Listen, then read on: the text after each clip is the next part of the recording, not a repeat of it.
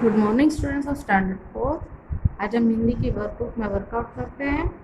Chapter number 1 उठ चला। ये पोयम हमने टेक्स्ट बुक में समझ ली, अब हम वर्कबुक में करते हैं। ठीक है।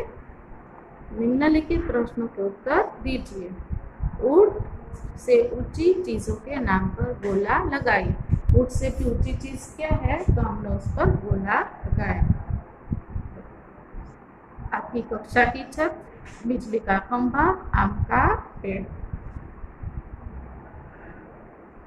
ऊँट के नीचे से क्या क्या निकल सकता है? ऊँट के नीचे से छोटे पशु, छोटी वस्तु, पक्षी निकल सकते हैं। किन किन चीजों की मदद से ऊँट पर चढ़ोगे? सीढ़ी, बड़ों की गोद की मदद से ऊँट पर चढ़ेंगे। कविता में ब से शुरू होने वाले शब्द कौन कौन से हैं, उनको नीचे लिखिए। बालू, बोझ, बैठेगा, बता। आपका नाम किस अक्षर से शुरू होता है? उस अक्षर के 4 शब्द और लिखे। मयूर, मानसी, मेहुल, मिर्ची। अगर आपका नाम क से शुरू होता है तो उसके हिसाब से 4 शब्द आपको लिखने हैं। इस कविता में कुल कितनी बार ऊँट शब्द आया है, बिना देखे बताइए। 16 बार।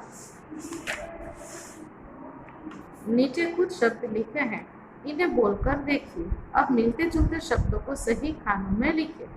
ऊँट, अब इसमें से कौन से उसके जैसे लिख रहे हैं? ऊँट, तो झूठ और सूट। बालू, आलू, चालू। फंस, घस, हंस। चला, गला, भला। झप, तप, कप। निम्नलिखित शब्दों को पाठ के अनुसार पूरा कीजिए। डुलता, फंसेगा, थक्कर, बोझ, करवट।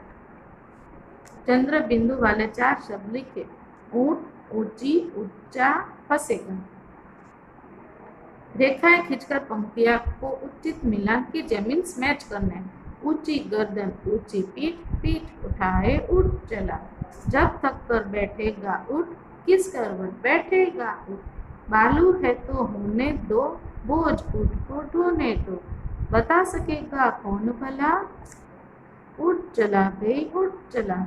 नहीं फंसेगा बालू में भी उठ चला। अभी आपको समान अर्थ लिखना है, मतलब कि पर्यायवाची समानार्थी शब्द कहते हैं इसे। जैसे कि सूरज को सूर्य भी कहते हैं, भोजन को खाना भी कहते हैं। उसी तरह से हमें यहाँ पे करना है। ऊंचा मतलब कि ऊंच, बालू रेत, बोझ भार, भला अच्छा, ढोना लाद कर ले जाना, मतलब कि उठाकर ले जाना। फिर ये कविता है। कुछ ऊँट ऊंचा, कुछ पूछ ऊंची, कुछ ऊंचे ऊँट की पीठ ऊंची। अब जल्दी जल्दी बोलकर देखिए, जीभ लड़खड़ा गई ना, तो इस सब आपको जल्दी जल्दी बोलना है। देखिए आप कितने टाइम जल्दी जल्दी बोल सकते हैं, ये गेम है।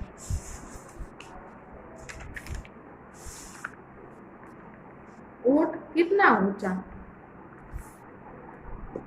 आपकी कक्षा की दीवार जितना, हाथी जितना, बिजली के खंभे जितना, कक्षा की खिड़की जितना।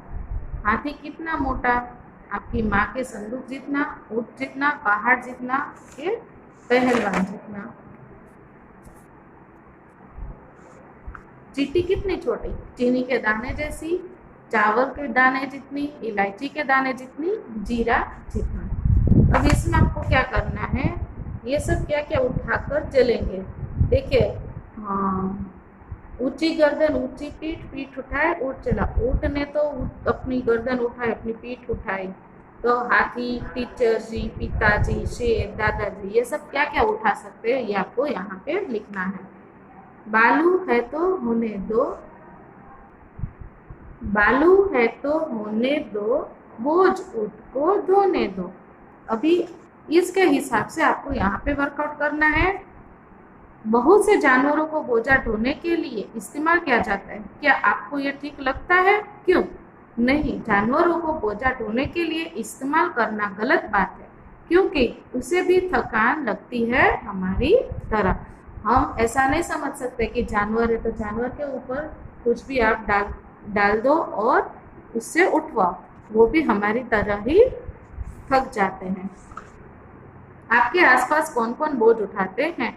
घोड़ा, गधा, ऊंट और हाथी। नीचे चित्र में कितने ऊंट छिपे हैं ध्यान से देखकर बताइए। यहाँ आपको ध्यान से देखना है और बताना है इसके अंदर कितने ऊंट हैं। ठीक है, ये आपको अपने आप करना है। फिर पेज टर्न करते हैं। नीचे लिखी कविता को आगे बढ़ाइए। ये हमें नहीं करनी। ऊंट रेगिस्तान में ज्यादा मिलते हैं। नीचे 2 चित्र बने हैं, सही जगह पर ऊंट का चित्र बनाइए तथा संबंधित प्रश्न का उत्तर दीजिए। यहाँ चलता है कि यहाँ तो रेगिस्तान में ऊंट ज्यादा चलता है। बताइए बालू या रेत कहाँ कहाँ पर मिलती है? बालू या रेत ज्यादातर कहाँ मिलती है? रेगिस्तान में। आपको यहाँ पे क्या करना है? ऊंट का चित्र बनाना है। ओके स्टूडेंट्स, तो यहाँ हमारा हिंदी का चैप्टर 1 वर्कबुक में कंप्लीट होता है। आप ये कंप्लीट कर लेना। Thank you.